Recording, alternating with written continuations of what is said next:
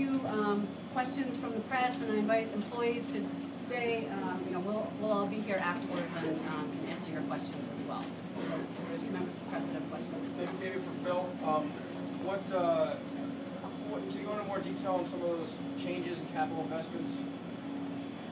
Yes, we have made it very public that we've identified already opportunities for investment infrastructure-wise. Obviously, there's always opportunity for improvement, whether it's the elevators or whether it's the building itself. But from a clinical standpoint, we've identified labor delivery recovery as a very important project that has been promised to the medical staff and community for probably a decade. We'd like to build a new LDR unit. We'd like to complete the CON applications for a new catheterization lab to support our cardiology service. We want to expand our orthopedics and sports medicine. So we will be evaluating all clinical areas to see where capital investment is most appropriate. How many employees are going to be still working here? Is it all of them? Or how many apply for jobs? There will be, at this point, there are almost 1,200 employees that will be retained at this institution, and it is over 90% of the employees that worked here when the application process started. Do you expect more to be hired? Or? Well, as the census grows, as our programs expand, we absolutely do expect that we will bring on board more staff.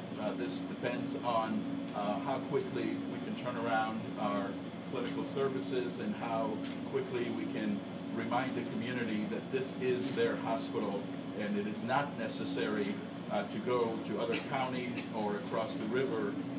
The best health care is available right here at Hoboken University Medical Center.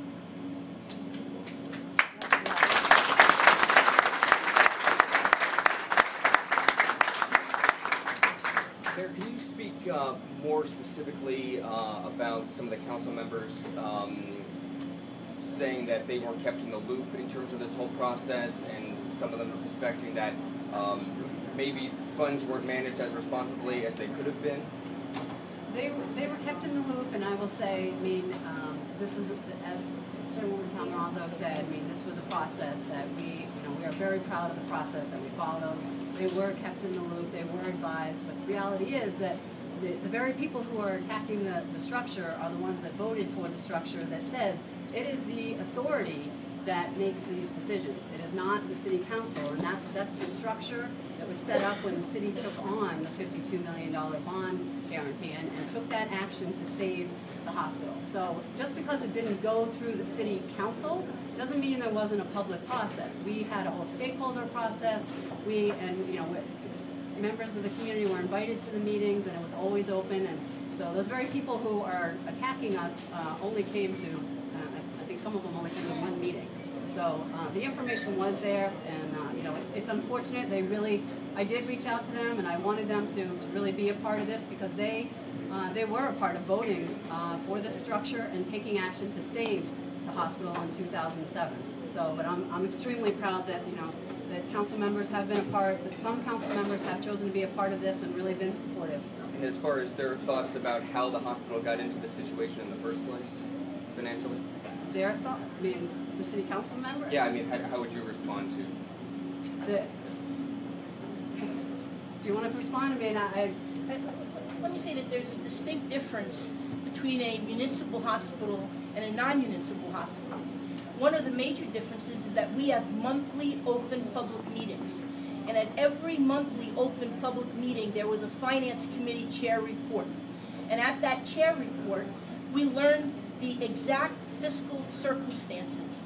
There's a package that is available that is discussed at length. And in that discussion, the hospital fiscal condition, the losses, the admissions, the births, everything was announced and was publicly open. So anyone who took the time to attend that or even asked for that information would have known contemporaneous that month, not once a year when most hospitals hold an annual meeting, we held monthly meetings. So allegations that people weren't aware of the fiscal situation, I believe, of the hospital is completely unfounded, and the information was available. And to your point about how did we get to where we were, that's exactly why the authority, beginning in November of 2009, took immediate steps to survey the landscape to see where we were. We did that by retaining professionals in order to help us to make those determinations, and ultimately deciding in the summer of 2010 to issue an RFP. And that RFP went out to over 170 different potential bidders. This was not a closed process.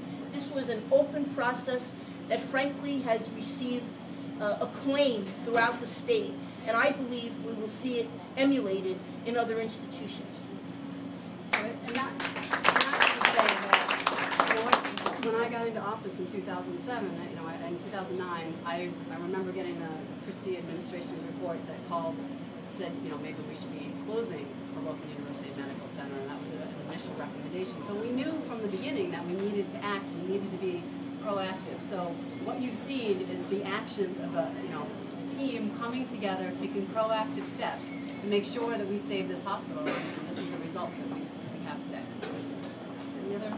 What is the next step? When do you expect the sale to be closed, or what goes on next? The closing hasn't been officially scheduled yet. The judge should be entering his written order sometime within the next hour or so. And from the time that he enters that order, there's a 2-week period where wants to object quickly. And then we also need the certificate of need from the Commissioner of Health, and then we can schedule the closing. So we do expect to be scheduling the closing fairly soon. Do you expect any objections? We do not expect any objections. And we're extremely pleased that all issues, all parties work together, and all issues were resolved. So there were no objections filed. All right, thank you. Yesterday at the bankruptcy court, can you speak to what changes occurred with the nurses union, Janessa, withdrawing their filed objection? Well, I can just say that again, we worked on, all parties came together, quite frankly, rolled up their sleeves, and we worked together to address their issues and address their concerns. And I'm extremely pleased that we were able to work together and work out the issues and not have them file an objection, because that was a major concern if they filed an objection. So it's, everyone is working together. Everyone recognized at the end of the day the stakes are huge, and we all wanted to come together to save this hospital, and that's what's happened. Great, thank you all very much.